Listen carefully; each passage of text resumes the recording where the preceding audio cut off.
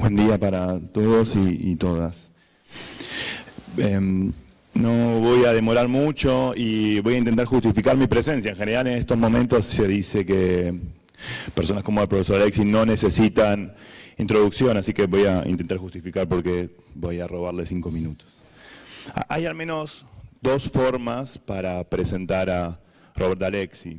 La primera sería remitirme a su currículum y contarles que estudió Derecho y Filosofía en Göttingen, que se doctoró en esa misma universidad en 1976, que escribió su trabajo de habilitación en 1984 y que desde 1986 es profesor de la Universidad de Kiel, en Alemania, que ha sido reconocido como doctor honoris causa por muchas universidades, entre ellas la Universidad de Buenos Aires, que escribió varios libros y una gran cantidad de artículos relacionados con la teoría de la argumentación jurídica, la teoría de los derechos fundamentales, las relaciones entre el derecho y la moral, entre el concepto del derecho y muchas otras cosas más. A su vez, los trabajos han sido traducidos a muchos idiomas. No los voy a enumerar todos, pero entre el inglés, el español, el portugués y el chino podríamos ya tener una gran cantidad de personas que conocen la obra de Alexis. También se han publicado libros y artículos que discuten su obra. Ha protagonizado debates con juristas y filósofos en más de una ocasión. Sin embargo, me interesa presentar a Alexis de otro modo. Sería muy difícil poder contarle quién es Robert Alexis a alguien que ha tenido un acercamiento marginal a su obra, que ha leído sobre algunas cosas de las que escribió, que directamente no ha leído nada de su vasta bibliografía.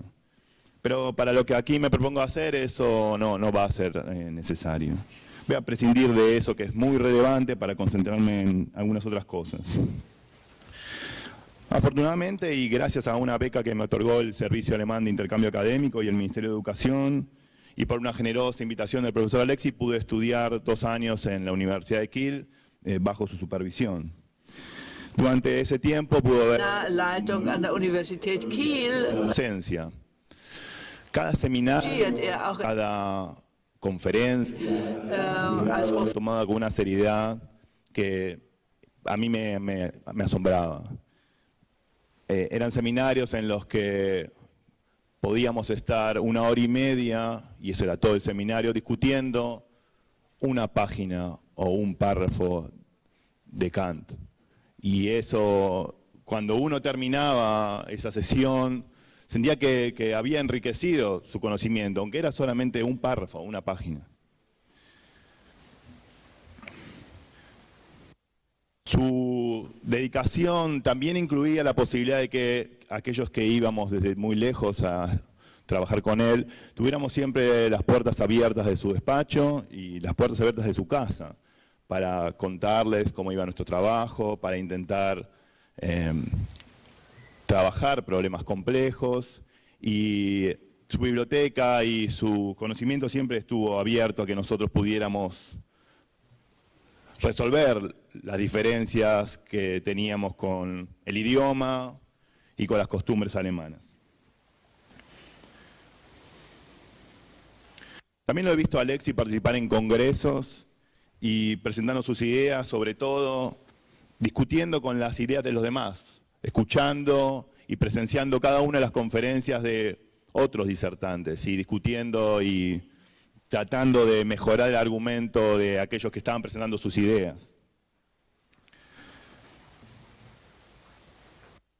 Si alguien quiere saber quién es Robert Alexis, mi idea sería recomendarles que lean sus trabajos, y hay mucha traducción en español, o sea, hay muchas formas de poder ingresar al mundo de Alexis, hay muchas variantes también, no hay solamente una sola línea para seguir. Quizá hoy quienes lo escuchen por primera vez encontrarán un camino que puede ser seguido para poder después ser profundizado en diferentes textos. Es decir, si alguien quiere conocer qué es lo que dice Robert Alexis, hay que leer sus libros y sus trabajos. Si alguien quiere saber cómo es Robert Alexis, creo que lo único que alcanza, por lo menos hoy, es verlo cómo interactúa en las conferencias en las que él no va a disertar, sino en las que él va a escuchar, verlo participar, verlo intervenir. Y Si alguien quiere confirmar o refutar esto que estoy diciendo, solo basta con esperar a la primera charla en la que Alexis vaya a intervenir como asistente. La prueba de esta discusión se va a definir cuando veamos quién es el que levanta primero la mano cuando haya oportunidad de discutir. Cuando se termine la sesión, seguramente será Alexis el que pregunte o haga la primera pregunta.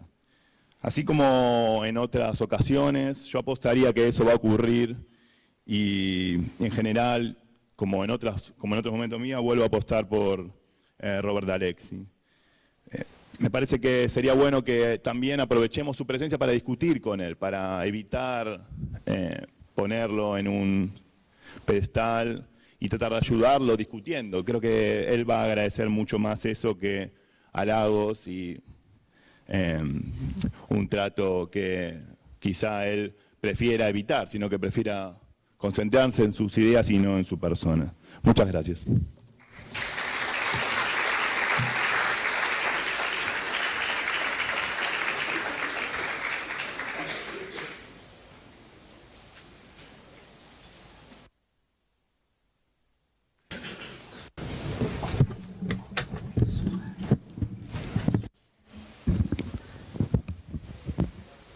It is a great honor. Deutsch, bitte. It is a great honor and at the same time a great pleasure for me. Es un gran honor y al sí mismo un enorme placer para mí el poder darles una lectura esta mañana en relación de cómo se deben proteger los derechos humanos, Proportionality and en rationality. proporcionalidad y racionalidad.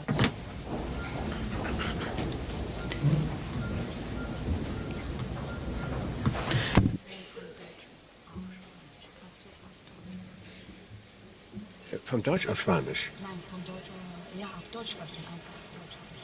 Deutsch habe ich. Schwierig, weil ich keinen deutschen Text habe. Aber Sie haben nur die Übersetzung. Well, there is a problem, but it is a small problem. Tenemos un pequeño Es gibt ein problema, pero en Problem, realidad es un aber es ist ein pequeño kleines problema. Problem. Es un problema mínimo a resolver. Es hängt vom Zustand Depende del estado des Wissenschaftssystems del estado, dieser Welt ab. el estado científico, es el último estado científico de este mundo, o los avances científicos, es que yo, al menos desde hace 2 décadas ya, todos mis trabajos los escribo en idioma inglés. Entonces, ya en realidad yo no estoy en condiciones de escribir o de redactar en alemán.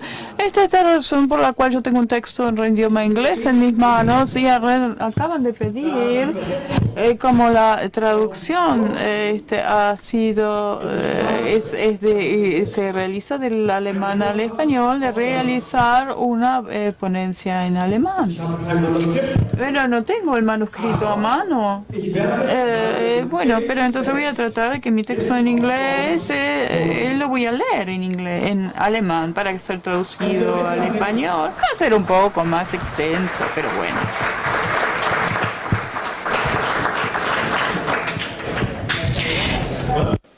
The first chapter. 3 Dimensionen. Las 3 dimensiones de la protección de los derechos humanos. Y la cuestión es cómo los derechos humanos pueden protegerse. Tiene al menos 3 dimensiones. Una es la institucional, la otra es la política y la otra es la metodológica. La dimensión institucional es la que se refiere a las cuestiones de la protección jurídica de los derechos humanos. Así que si los derechos humanos deben considerarse derechos, en tanto derechos morales deben positivarse en las constituciones o positivarse en los pactos y en los tratados internacionales. Sí, debe haber una instancia constitucional o basta con el control parlamentario. Entonces, solo los tribunales constitucionales y los tribunales internacionales de derechos humanos deben ocuparse únicamente de derechos humanos o derechos fundamentales, o deben hacerlo todos los tribunales o toda la justicia con competencia hacerlo en lo que hace a derechos fundamentales.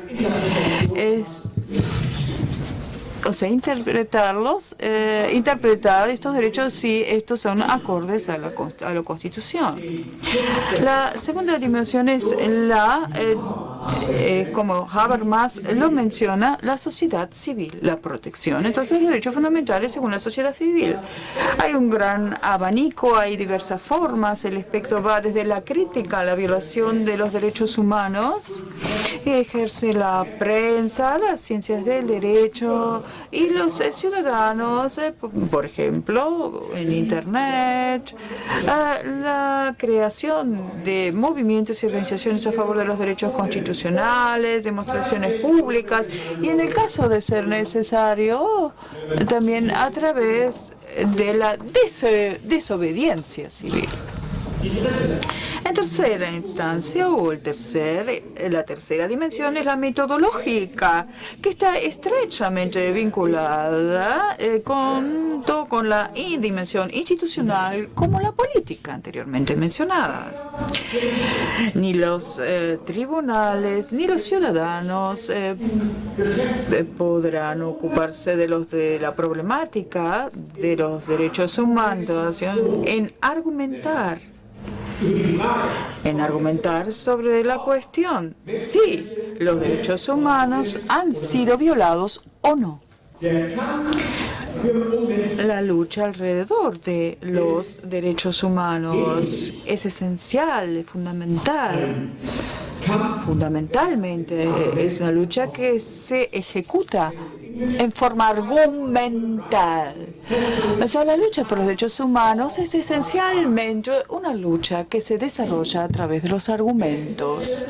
Los derechos humanos son derechos abstractos que el problema metodológico o el tercer problema consiste en la aplicación de los derechos abstractos a casos concretos. Tenemos dos enfoques acá en competencia mutua. Este es el enfoque de la proporcionalidad y también el de la clasificación o de la subsunción. En el centro del enfoque de la proporcionalidad está la ponderación y, en contrario a ello, el enfoque de la subsunción o de la clasificación se enfoca en la aplicación de los derechos humanos sin ponderación. Entonces, muy bien, este segundo enfoque también podría considerarse el principio de la no ponderación. Y así, de esta manera, para diferenciar diferentes formas de este enfoque de la no ponderación en Estados Unidos, por ejemplo,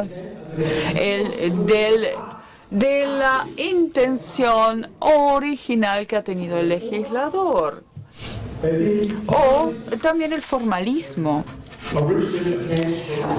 como por ejemplo la intención original, como por ejemplo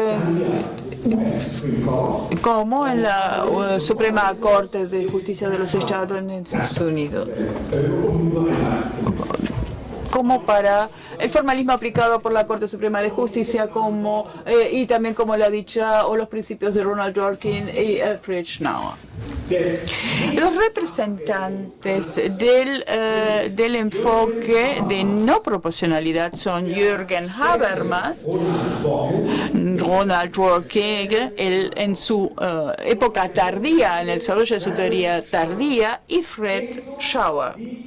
Asimismo, también la Corte Suprema de los Estados Unidos de Norteamérica.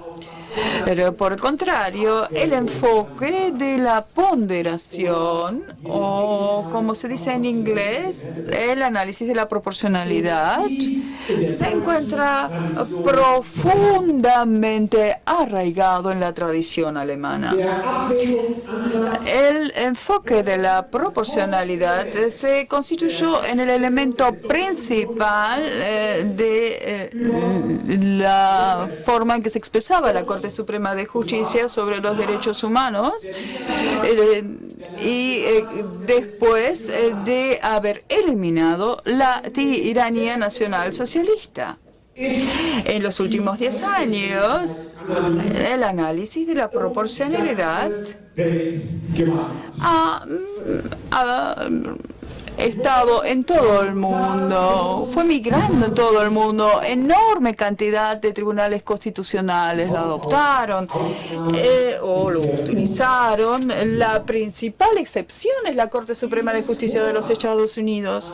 Esta alta medida de reconocimiento, sin embargo, ha sido acompañada de un alto nivel de entendimiento o no entendimiento conceptual.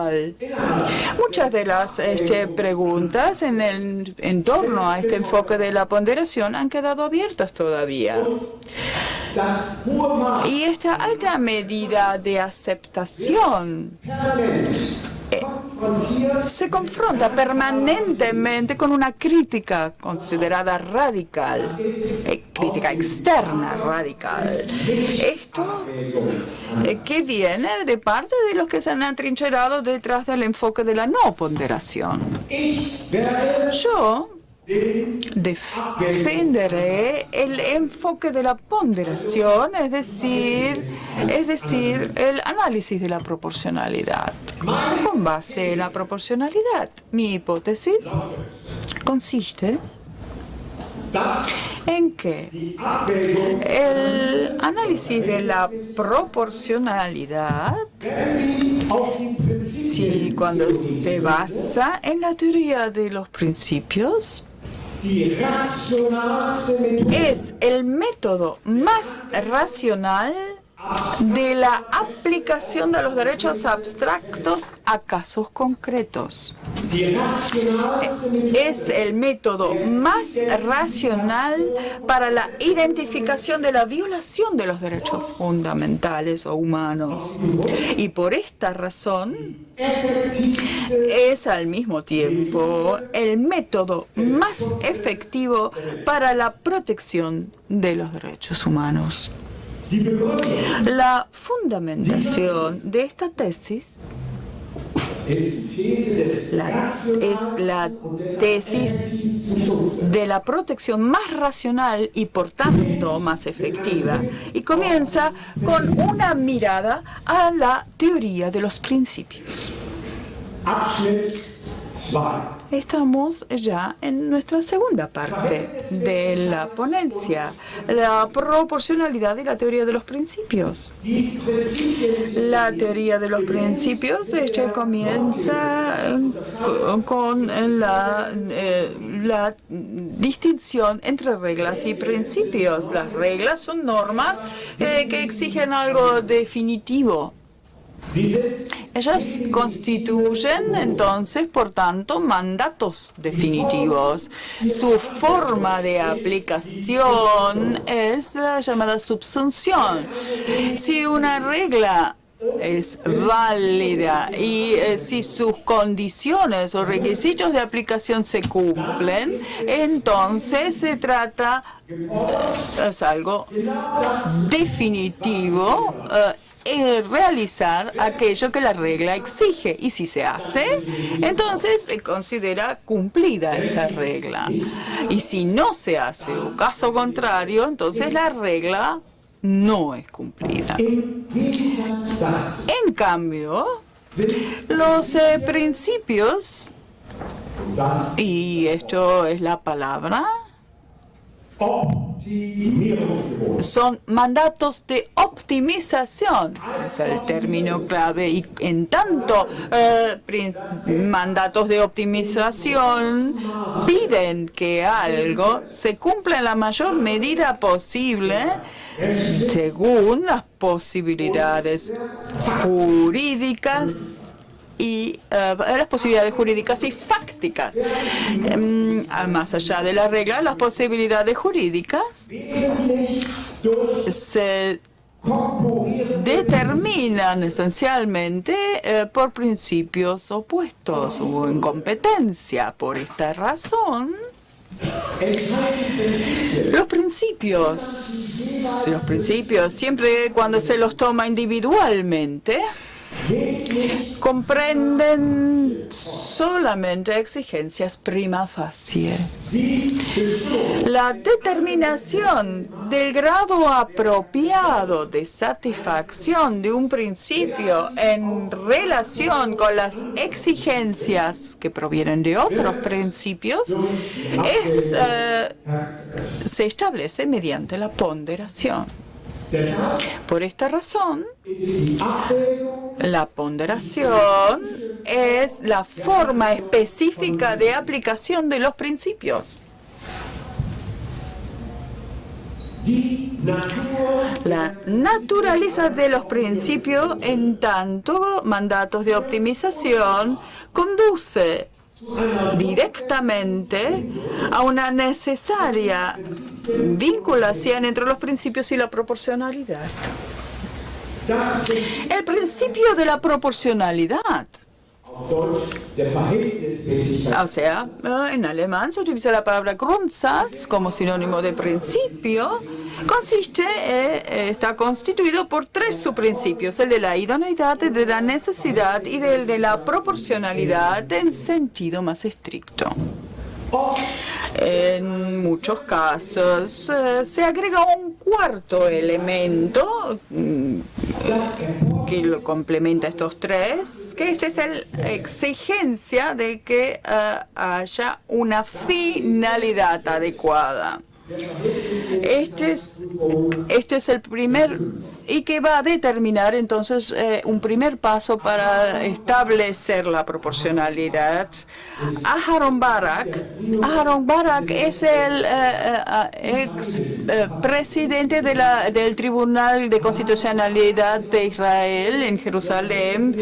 Él habla de la reconstrucción de la proporcionalidad y en su libro aparecido en 2012, donde habla al respecto. Él es un ejemplo de ello.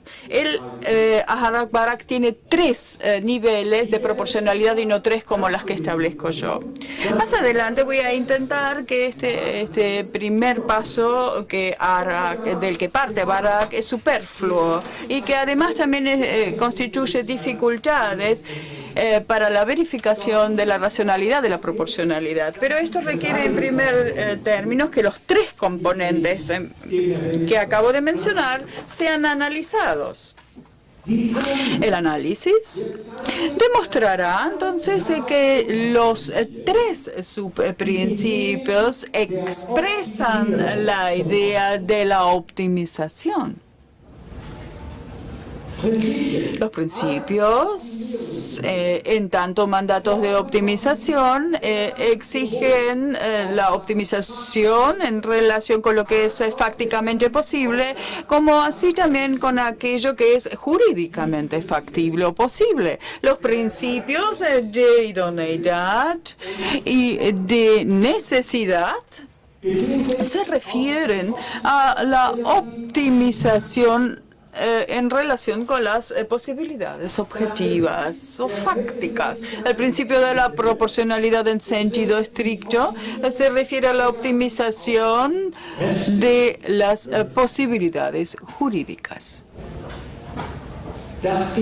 El primer subprincipio, es el principio de la idoneidad, excluye ciertos recursos o medios que al menos limitan la realización de uno de los principios sin promover un principio u objetivo para el cual han sido adoptados.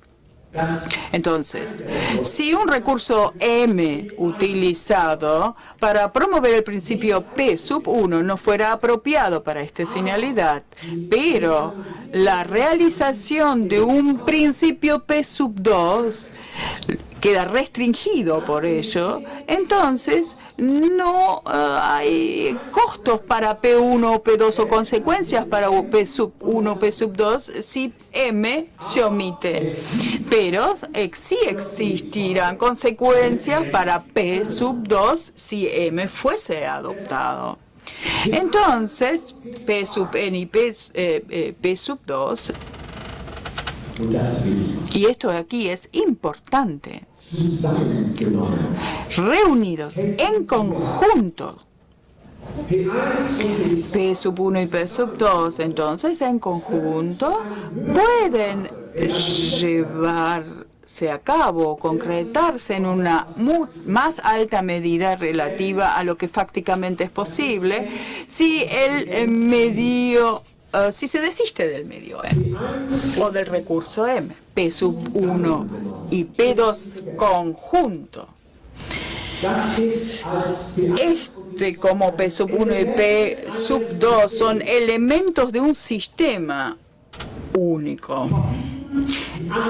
ellos prohíben el uso de o la adopción de M. Esto demuestra que el principio de la idoneidad no es otra cosa que la expresión de la idea de la eficiencia de Pareto. La posición puede ser mejorada sin ir en detrimento de la otra. Un ejemplo de la violación del principio de la idoneidad puede verse en una de las sentencias o resoluciones del Tribunal Constitucional de Alemania. La ley en cuestión o a verificar que no solamente las personas que quieran obtener una licencia general de caza, que aquellos que la piden, entonces, deban realizar una prueba de tiro, sino que también se aplica a aquellos que únicamente requieren un requerimiento administrativo para la caza con halcones, que es lo que se llama cetrería.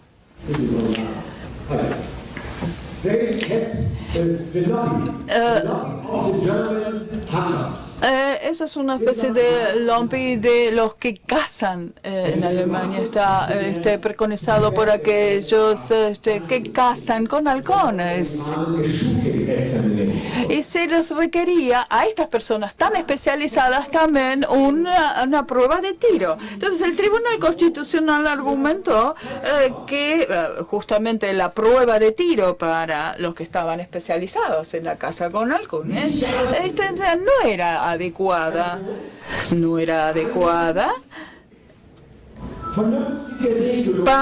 que tampoco no era una regulación razonable como estaba intencionada por el legislador. Por esta razón, y acá voy a volver a citar, no había una razón clara y razonable para intervenir en la libertad de acción de aquellos que ejercían libremente la caza con el uso de halcones, de las especializadas en cetrería.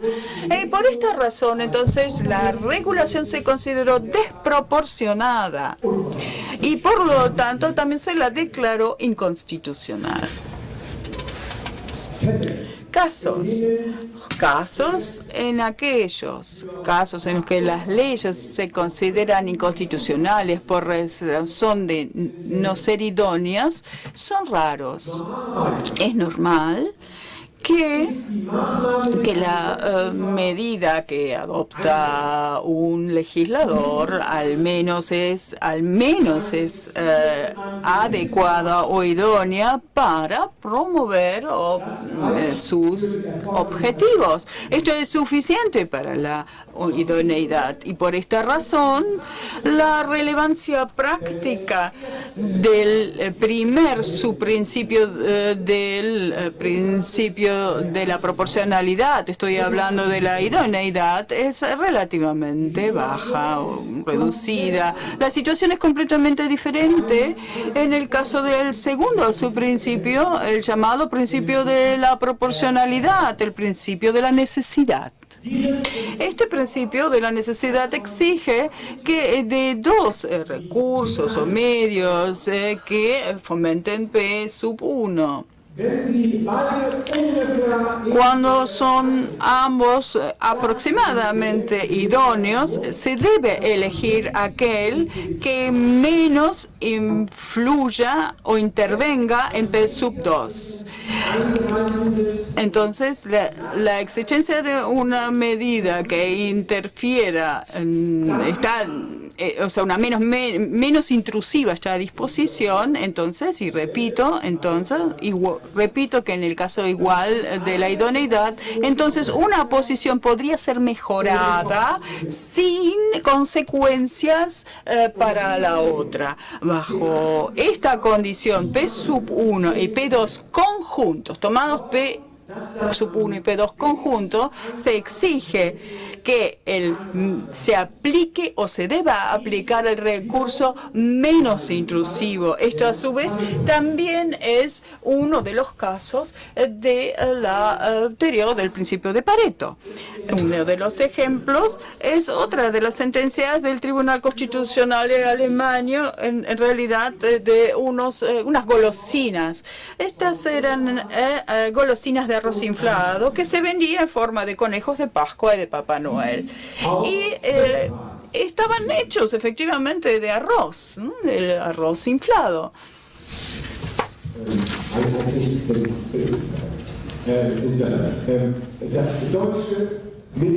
Y el Ministerio Alemán de Economía en aquel momento todavía no tenía los grandes problemas europeos que tiene hoy en día, y por eso entonces se ocupaba de golosinas de arroz inflado en forma de Papá Noel y de conejo de Pascua. Pero bueno, esto en definitiva para proteger al consumidor ante de una compra equivocada, es decir, proteger a las madres que querían comprar un Papá Noel de chocolate para su hija, para evitar que por error se comprara uno que estaba hecho de arroz en lugar de chocolate. El Ministerio Alemán había prohibido, de Economía, había prohibido que se vendieran las golosinas de arroz.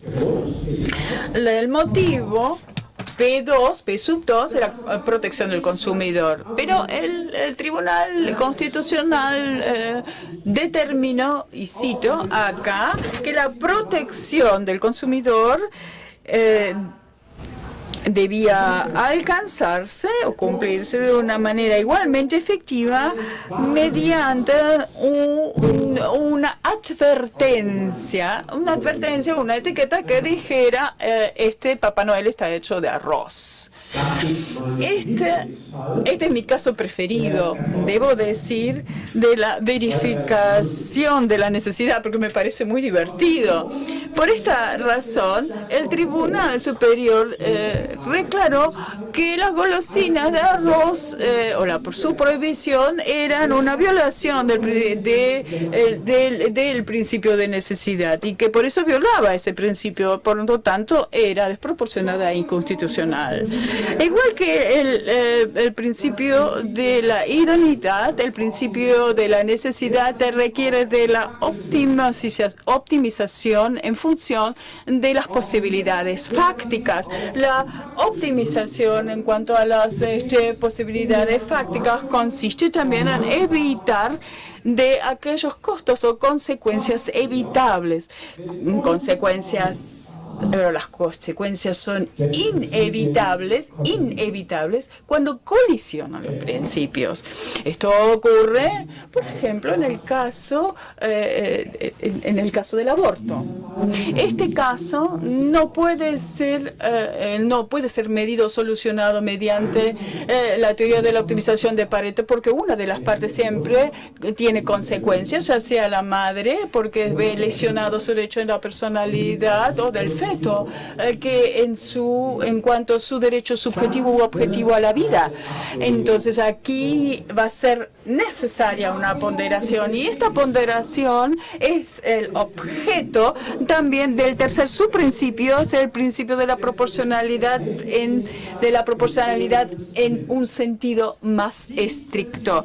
Este principio nos dice qué hace o cómo influye la optimización sobre las posibilidades jurídicas. En mi teoría de los derechos fundamentales, este requerimiento de la optimización relativa a las posibilidades jurídicas lo expuse mediante la ayuda de una regla que yo llamo la ley de la ponderación. Esta regla dice, y la cito: cuanto mayor sea el grado de la no satisfacción o de la restricción de uno de los principios, tanto mayor deberá ser el grado de importancia de satisfacción o de cumplimiento del otro. Termino aquí la cita. La ley de ponderación excluye, entre otros, por ejemplo, que una interferencia intensiva en el principio P sub 1 o derecho R1, llamémoslo así, que solo se justificaría por la menor importancia del cumplimiento.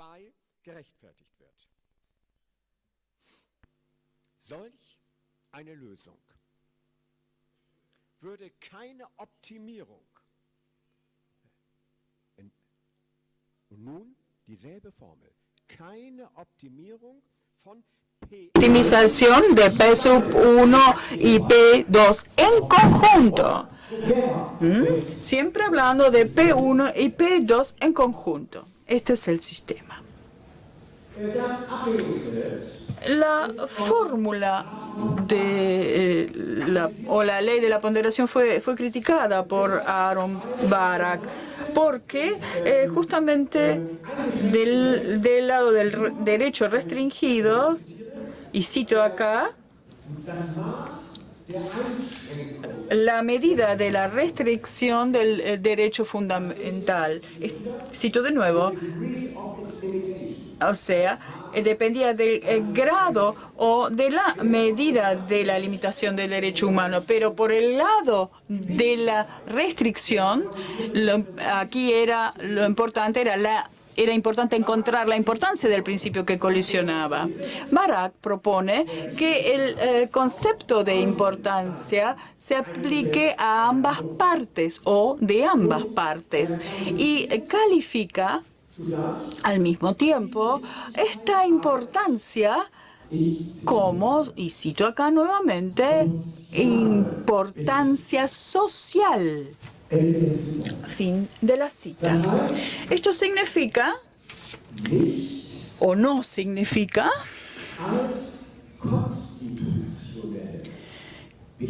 no se trata de una importancia constitucional, importancia social, no importancia constitucional.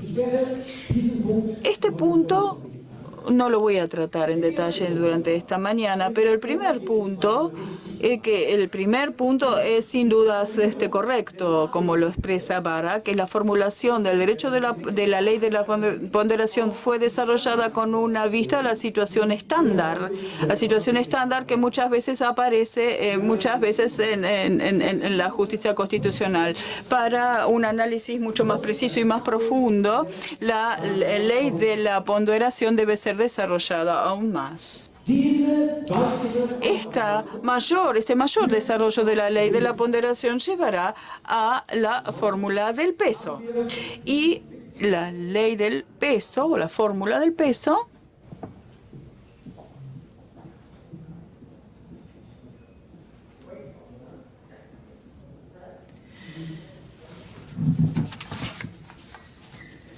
lamentablemente ahora no tenemos ningún micrófono. No tenemos versión en inglés ni versión en alemán, pero el micrófono no está prendido. El micrófono no está conectado.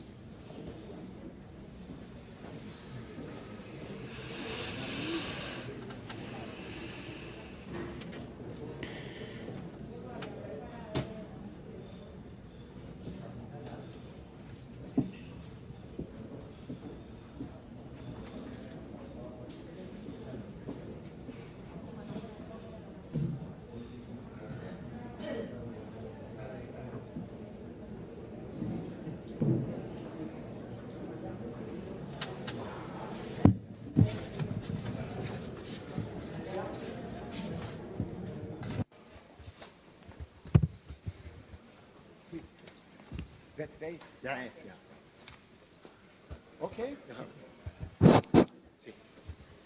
The weight formula. We are now. Bueno, ahora acá sí tenemos un micrófono. Esta es la fórmula correcta.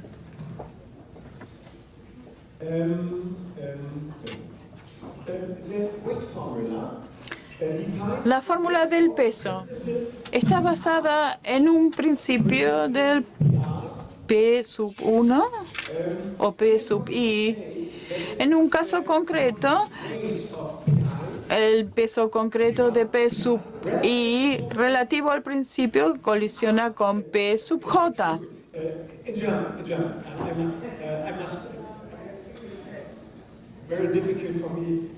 Sí, es muy difícil volverlo ahora al alemán. Esta fórmula, la fórmula del peso, define el peso del principio P sub I en un caso concreto.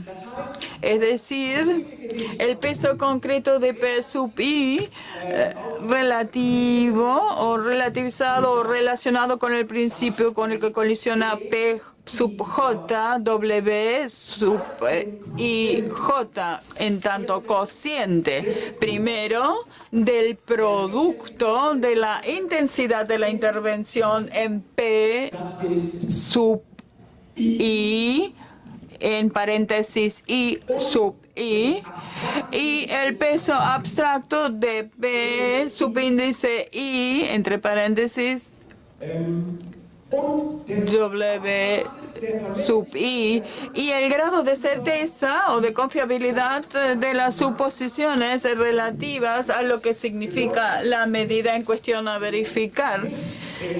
Para la no realización de P subíndice I, que sería entre paréntesis R subíndice I. Y el segundo es el producto que tendríamos en la parte superior. Y el producto de los valores correspondientes en relación o respecto de P subíndice J relacionado con la realización de P subíndice J. Usted en realidad no se ve con mucha claridad en la pantalla, pero está en la pantalla.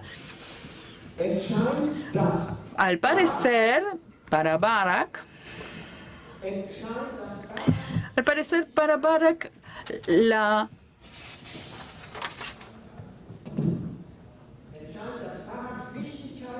parece que la importancia para Barak era importante prevenir la limitación, o para él parecía que permitir la limitación del derecho fundamental es equivalente al producto de I subíndice I, mientras que su importancia del sentido propio es equivalente al producto de I subíndice J y W sub J.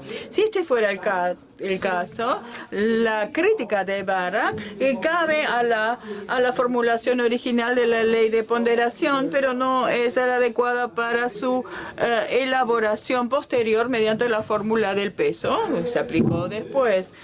Una fórmula como la fórmula del peso que expresa un cociente de dos productos es razonable o tiene sentido solo si todos los factores pueden ser representados mediante números. Este es el problema de las clasificaciones o de las escalas. En otro lugar, yo había propuesto una discreta, es decir, de una escala triádica discontinua en la que hubiera o se aplicaran secuencias geométricas. Esta escala ordena los valores leve, L, como moderado, M, y grave o serio como S en inglés. Estos valores corresponden a la intensidad de la intervención y a los pesos abstractos.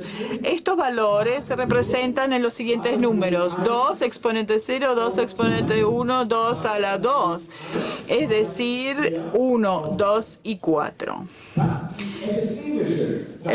Lo que hace al lado epistémico, esto es R subíndice I y R subíndice J, es posible asegurar con las clasificaciones seguro, certero, R plausible, P y no evidentemente falso, E.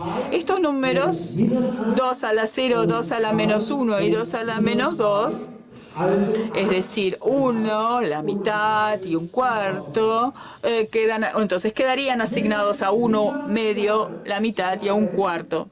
Mediante esta escala triádica pueden comprenderse o registrarse la mayoría de las sentencias de los tribunales constitucionales. En aquellos casos en los cuales la escala triádica no es suficiente, es decir, donde es necesario realizar una escala o establecer grados mucho más detallados, puede aplicarse una escala triádica doble. Al respecto no me referiré aquí. Las variables epistémicas R subíndice 1 y R subíndice J se refieren a premisas empíricas y a premisas normativas. Esto es de mucha importancia porque la cantidad de sentencias que se han solucionado con argumentos epistémicos en las últimas décadas en prácticamente todos los tribunales constitucionales europeos, que yo conozco al menos, ha crecido en parte como un reemplazo de argumentos sustanciales. Se quedan reemplazados por argumentos epistémicos sobre... Ustedes pueden observar aquí en la tabla que R sub I y R sub J, esta equivalencia o ecuación puede considerarse la ecuación de la certeza, es decir, RI igual a R sub I, R sub I. En los casos en donde tanto se pone en duda tanto la certeza empírica y racional, RI y RJ deben ser reemplazados por los productos respectivos sobre el lado derecha de la fórmula. Y de este modo surge una fórmula refinada de la fórmula del peso, que es la siguiente. Ustedes también lo tienen en el Parlamento con cuatro variables diferentes. Las dos fórmulas del peso muestran cuánto tipo de combinaciones o constelaciones de ponderación son posibles. En el caso que se aplique la fórmula del peso refinada con 4 variables de un lado, estos en total 8 variables, se da por resultado, sobre la base de la escala triádica, 3 a la octava, es decir, 6.561 constelaciones. 6.561 constelaciones. Y en el caso de la fórmula del peso elemental con 3 variables de cada lado, se adquiere otra vez sobre una base de 2 escalas triádicas 3 a la 6, el equivalente de 726 combinaciones o constelaciones. Esto constituye un punto importante en relación con la racionalidad de la ponderación, que esta diversidad cuente con un carácter bien organizado y no uno caótico. Esto juega un papel enorme en la respuesta al interrogante de si al menos algunos derechos fundamentales protegidos por la Constitución, como la dignidad humana, tienen un carácter absoluto. El interrogante sobre el carácter absoluto únicamente se puede responder en forma racional sobre una base analítica como la expresada. Igual de importante que estas relaciones numéricas expresadas es la identificación de los factores que juegan un papel importante en la ponderación. Es de alta importancia para la racionalidad de la ponderación que todos los factores relevantes, y que solo los factores relevantes, y no, por ejemplo, las razones que hacen a los valores de los factores, sean representados por las variables de la fórmula. Y en segundo lugar, que los factores no se superpongan.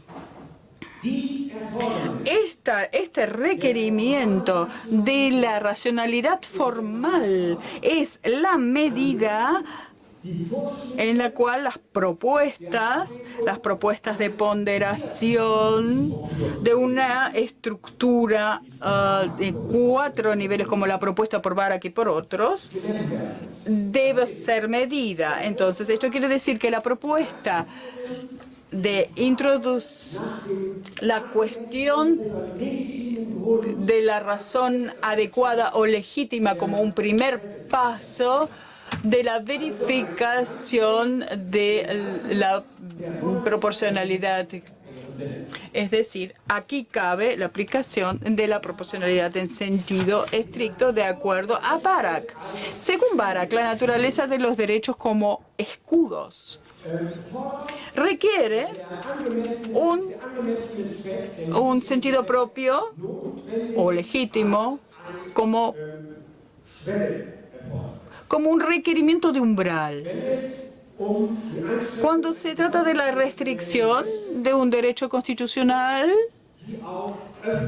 que esté basado en la existencia de interés público. Y acá voy a citar a Barak. La mera existencia de un interés público de por sí no es suficiente para justificar la restricción de un derecho fundamental o constitucionalmente protegido. Final de la cita. En los casos, y acá cito Barak nuevamente, de aquellos derechos fundamentales de máximo nivel, fin de la cita, para pasar a la prueba de sentido adecuado o propio, el interés público, y acá cito a Barak nuevamente, de su libro Proporcionalidad, del año 2012, el interés público debe ser entonces o bien forzoso,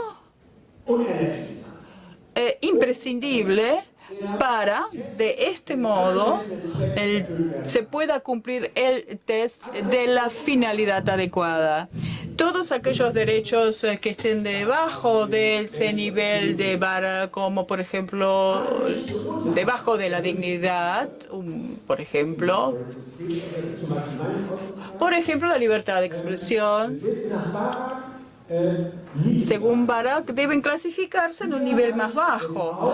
Aquí bastaría, según Barak, que la finalidad de la ley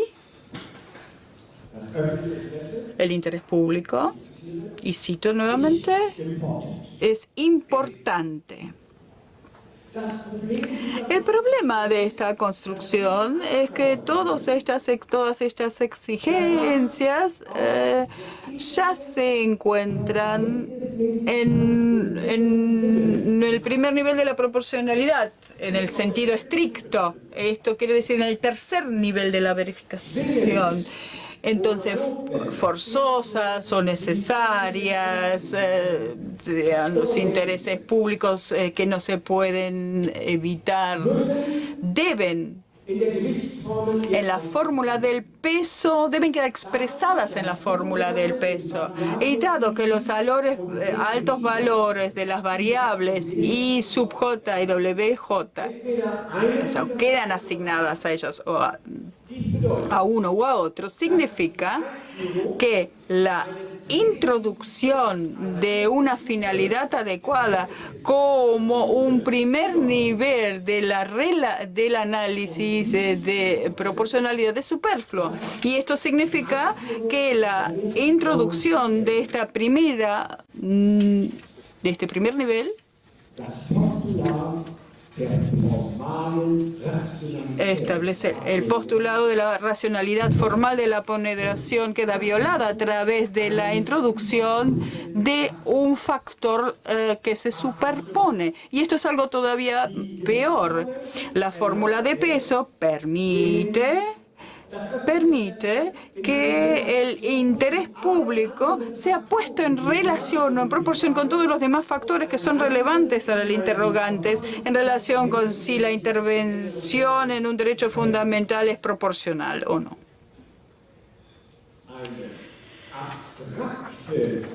En cuanto a una clasificación abstracta de la importancia de los intereses públicos, al comienzo del análisis de la proporcionalidad, este nivel de la racionalidad formal no puede ser alcanzado. Y por eso la única pregunta que se debe hacer al comenzar una ponderación o un análisis de ponderación es si la finalidad del legislador a través de la Constitución haya quedado excluido o queda excluido en la Constitución. Pero esto no atañe a la ponderación, sino que afecta únicamente uno de sus requisitos imprescindibles, que son sus presupuestos. Esto, por un lado, atañe o afecta al análisis formal de la proporcionalidad y, en cierto modo, su lógica. Al parecer, Barak también parece establecer un punto heurístico, y acá lo cito de nuevo: el interés público debe tener un carácter especial para poder evaluar la naturaleza de las restricciones o de la restricción. Entonces, y decidir si es o no constitucional. Y acá cierro otra vez la cita. Esto puede leerse o interpretarse como que debería haber algunas razones, que debe haber razones para iniciar este análisis de proporcionalidad.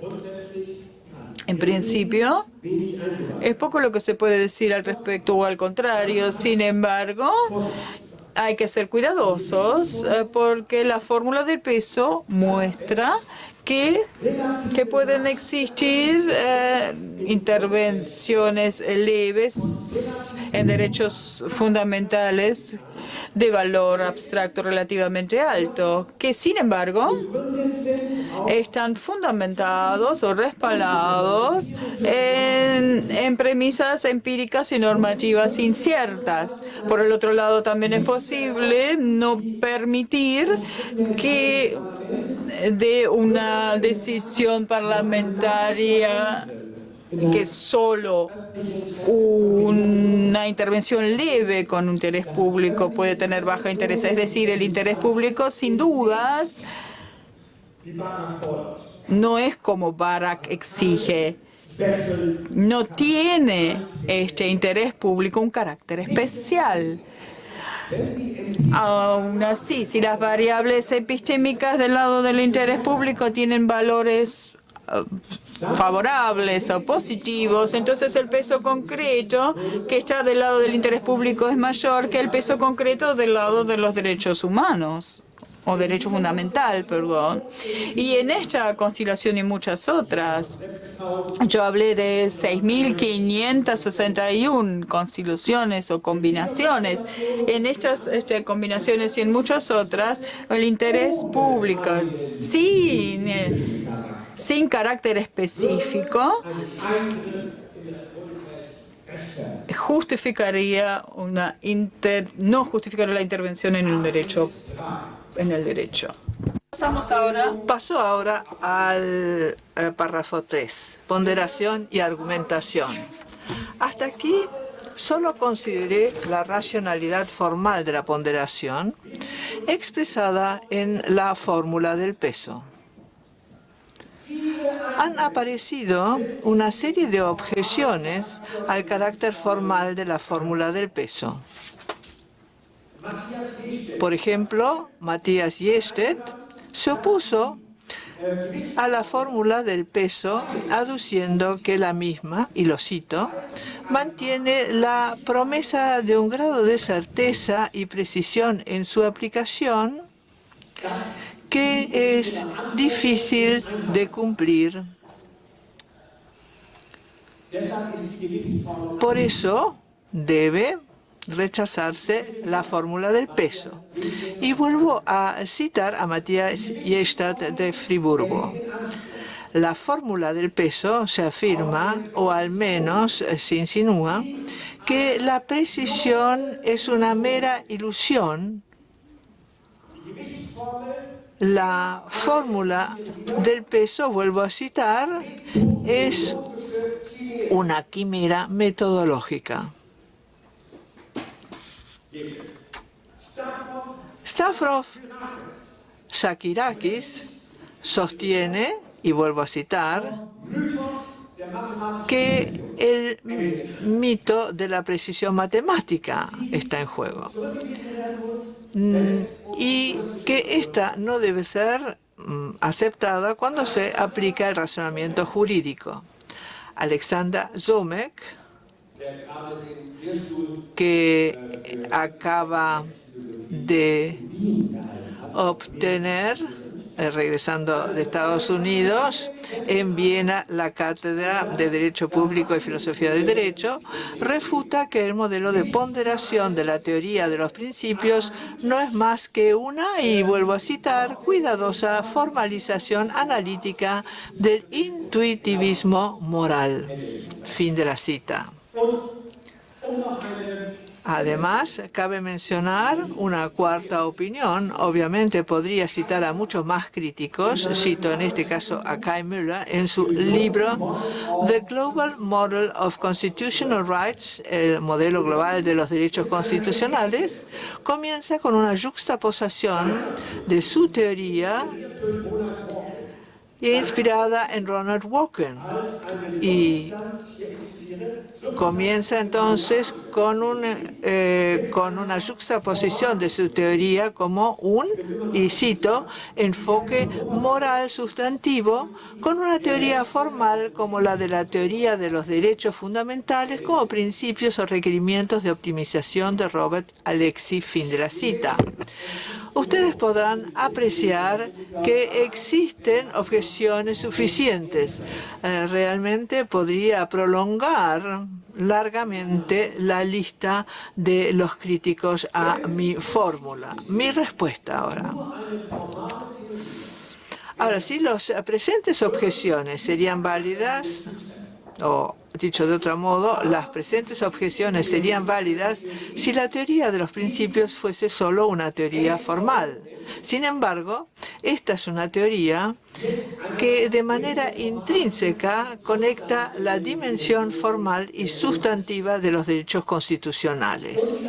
Además, conecta ambas dimensiones, es decir, la formal y la sustantiva, con el derecho en general.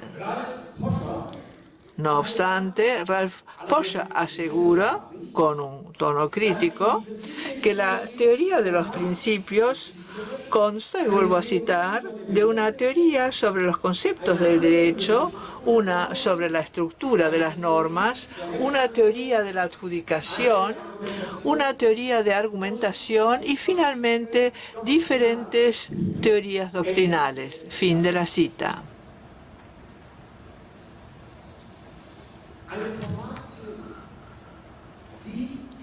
Se podría considerar que una teoría formal que necesita ser complementada por una teoría sustancial no posee valor como tal. Sin embargo, este no es el caso. De hecho, una teoría puramente formal carecería efectivamente de contenido. Aunque una teoría puramente sustantiva posee otro defecto, sería considerada inapropiada como una teoría meramente sustantiva y sería ciega en todas las cuestiones concernientes a la estructura de la ponderación. Este defecto sería grave, ya que se trata de una estructura compleja cuando hablamos de la ponderación. Incluso la mejor teoría sustantiva podría ser vulnerable siempre debido a la falta de claridad conceptual, por la falta de sistema y por la falta de argumentos conclusivos. Dicha situación conllevaría a una restricción grave de la racionalidad.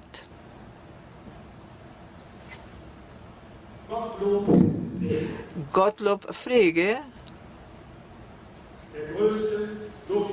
el principal lógico desde Aristóteles, matemático y fundador de la lógica matemática moderna, Gottlob Frege, entonces, compara en su obra aparecida en el año 1879, Begriffsschrift en alemán, o sea, notación conceptual o conceptual notation, la relación entre el lenguaje de fórmulas y el lenguaje corriente que nosotros utilizamos en nuestros fallos.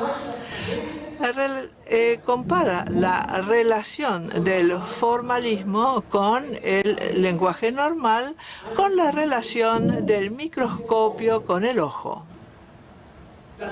El ojo es superior al microscopio debido a su rango de utilidad y a la facilidad con la que se adapta a las más variadas circunstancias.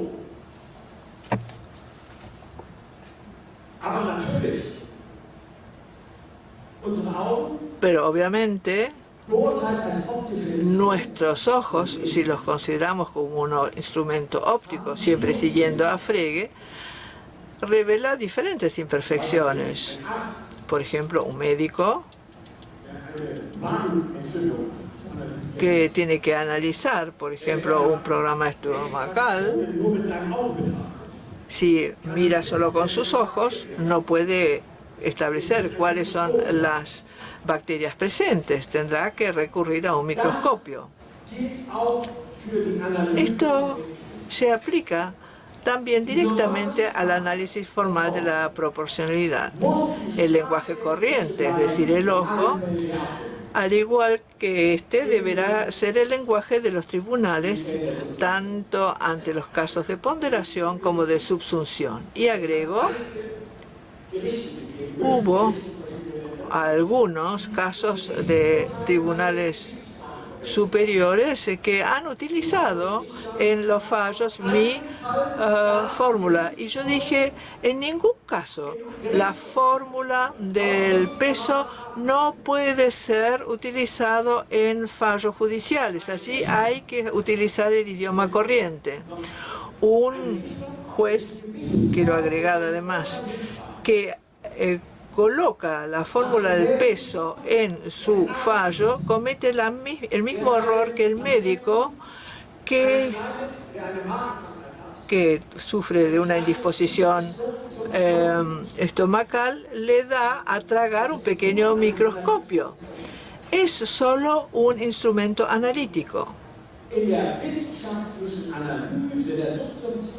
En el análisis científico de la subsunción, tanto como en el de la ponderación, no obstante, un lenguaje de fórmulas, el microscopio, resulta indispensable para alcanzar de forma precisa, profunda y fácil la percepción comprensible de la estructura de estas dos formas de aplicación del derecho. Resta la pregunta, ¿cómo puede conectarse la dimensión formal con la dimensión sustancial? La respuesta consiste en introducir la fórmula del peso en una teoría de argumentación racional jurídica. A simple vista, dicha introducción o inserción no parece posible, por un lado, debido a la naturaleza de la fórmula del peso y, por el otro, debido a la naturaleza de la argumentación jurídica o del discurso. Los elementos básicos de la fórmula del peso son los números, mientras que los del discurso jurídico son los argumentos. Los números pueden expresarse fácilmente con instrumentos de medición, tales como los termómetros. Pero, ¿cómo podrían ser unidos los números en la fórmula con los argumentos? Además de termómetros, no hay un argumento, por ejemplo. Un termómetro no se corresponde con un argumentómetro. Entonces, mi respuesta es los números que deben ser sustituidos en las variables de la fórmula del peso representan clasificaciones. En el caso de las variables I sub I y W sub I, tales como sus contrapartes, las clasificaciones leve, moderado y grave.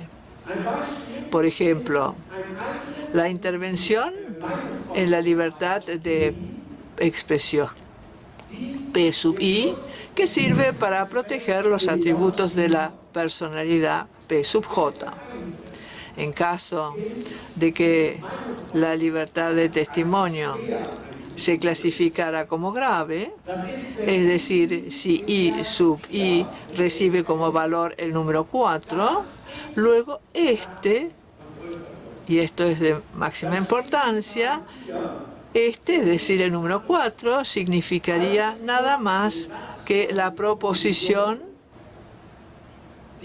Esta intervención en la libertad de expresión se considera grave. El mismo concepto se aplica en el caso de que la importancia de los atributos de la personalidad se clasifique como leve. El número 1, entonces, dará significado a la proposición. Esta intervención en los atributos de la personalidad mediante la falta de protección de los mismos se considera leve. El punto crucial es que este tipo de proposiciones, y en esta conferencia por primera vez utilizo este término, y podemos considerar las proposiciones de clasificación. Classification propositions en inglés. Estas proposiciones de clasificación constituyen proposiciones o afirmaciones que en general necesitan una justificación.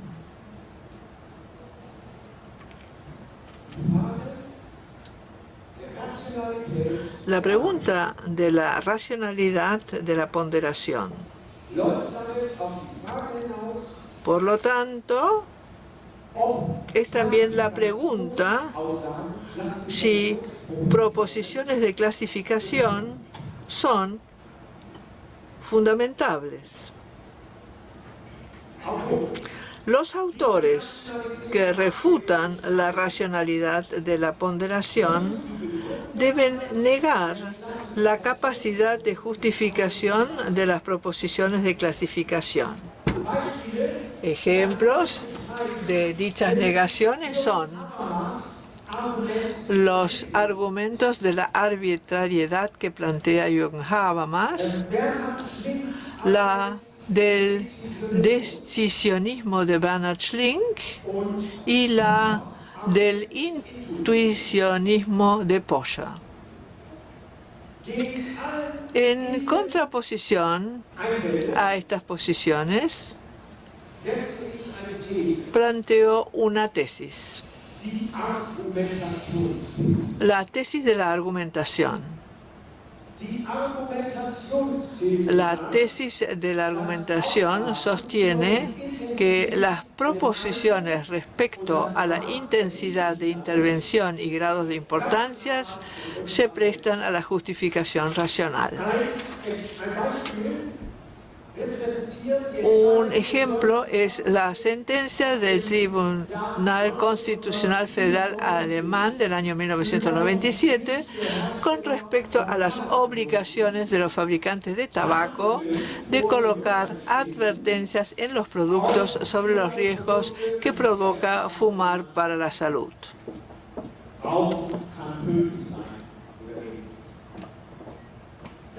Fumar puede ser letal, puede ser una advertencia. Esta puede ser considerada una intervención al ejercicio libre de la profesión. Por el contrario, la prohibición total de los productos que contienen tabaco se consideraría una intervención grave. Existen casos de intervención moderada, además de la leve y la grave, como de estos ejemplos. Un ejemplo podría ser la prohibición de máquinas expendedoras de cigarrillos, junto con la publicación de cláusulas que restringen la venta de tabaco en ciertos comercios. Por ejemplo, los cigarrillos solo se pueden vender en farmacia y con el asesoramiento correspondiente.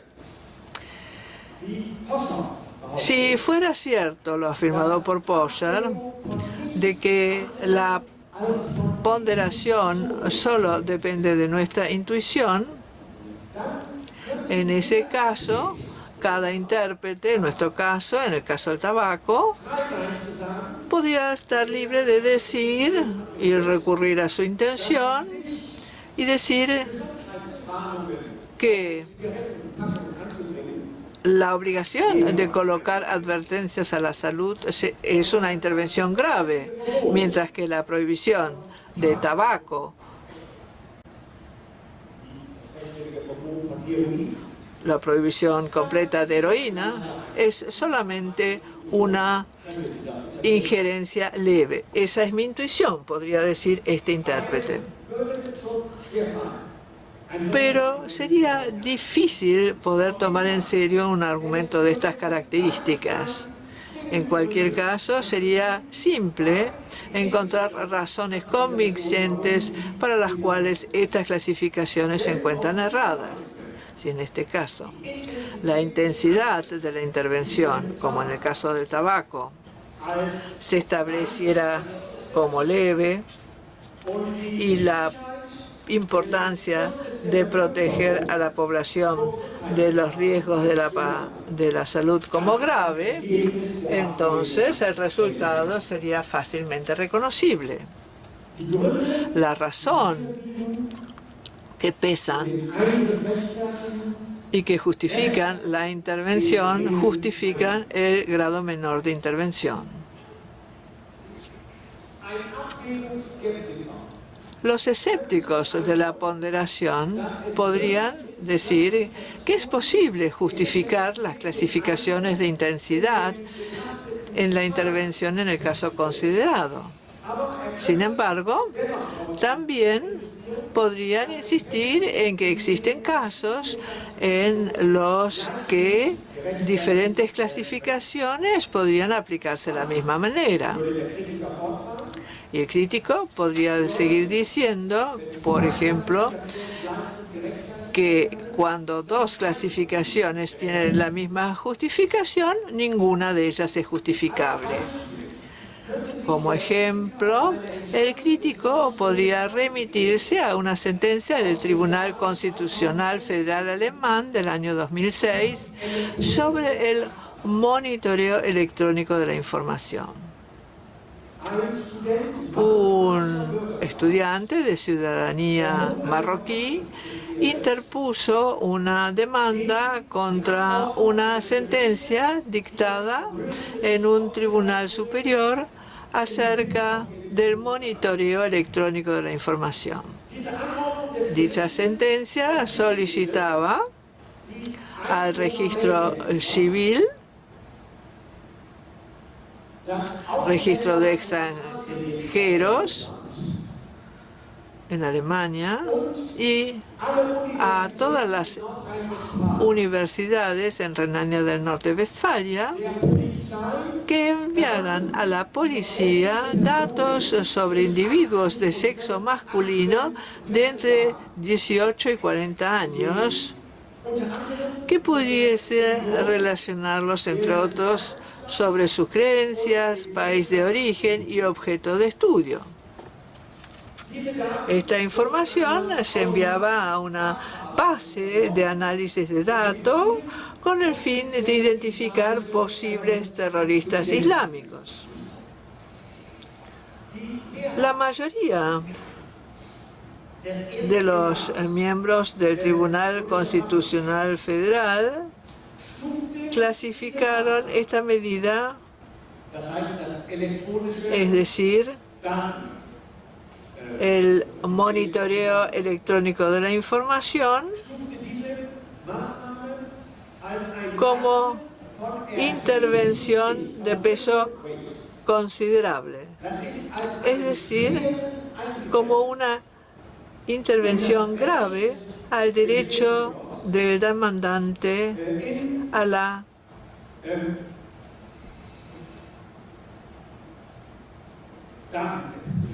autodeterminación de la información. Este es un subcaso del derecho de la personalidad.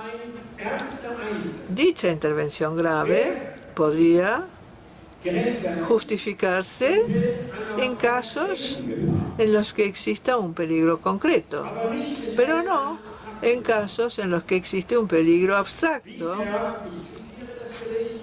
Y cito acá al tribunal, caracterizado por una situación de amenaza general como la que ha existido a más tardar desde el 11 de septiembre de 2001, y acá termina la cita del tribunal. El tribunal, 7 jueces asumieron que no existía un peligro concreto. Por eso, la demanda constitucional se consideró justificable. Surge una clasificación completamente diferente del disentimiento de la jueza Haas. De acuerdo a su jueza, dicha interferencia, es decir, la provocada por el monitoreo electrónico de la información, se considera leve y debe ser aceptada por ser de interés público. Desde este punto de vista, la demanda constitucional no sería justificable.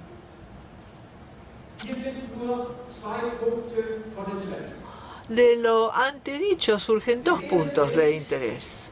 Por un lado, ambas partes presentaron numerosos argumentos para sus clasificaciones y para sus proposiciones en cuanto a clasificación. Los argumentos de la mayoría sobre la evaluación de la intervención como grave consistían de textos de 11 páginas, mientras que los de la jueza Haas de evaluación de intervención leve insumieron 4 páginas. Esto demuestra que la ponderación no es una cuestión de la mera clasificación. Se considera esencialmente como una cuestión de argumentación. Por consiguiente, y esta es una de las frases más importantes de mi ponencia, si la argumentación racional jurídica es posible, también lo es la ponderación racional. Por el otro lado, el segundo punto de interés es que la discrepancia no constituye un argumento para la irracionalidad, si, como lo señala John Rawls, la discrepancia razonable puede distinguirse de la no razonable. Aquí solo se considera de interés la argumentación normativa o práctica. Ahora bien, el punto decisivo es que existe un criterio de la racionalidad de los argumentos prácticos y una argumentación práctica o discurso. Las condiciones de la racionalidad discursiva pueden explicitarse mediante un esquema de principios, reglas y normas del discurso práctico general. En mi teoría de la argumentación jurídica he tratado de resumir estas reglas en 28 categorías y elaborar un listado.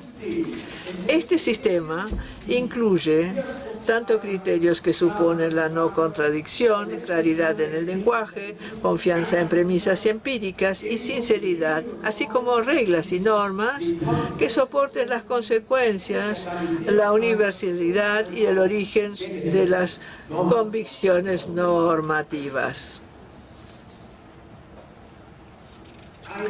Un escéptico podría coincidir en que ciertamente existen algunos criterios de racionalidad de argumentos prácticos, pero insistir en que esto no es suficiente para establecer la racionalidad en casos como el del monitoreo electrónico de información mencionado anteriormente.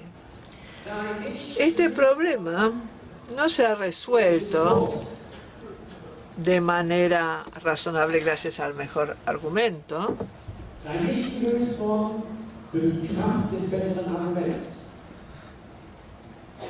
sino de forma institucional por una decisión mayoritaria en el tribunal. El punto es correcto, pero no es un análisis completo de la situación. Ambas partes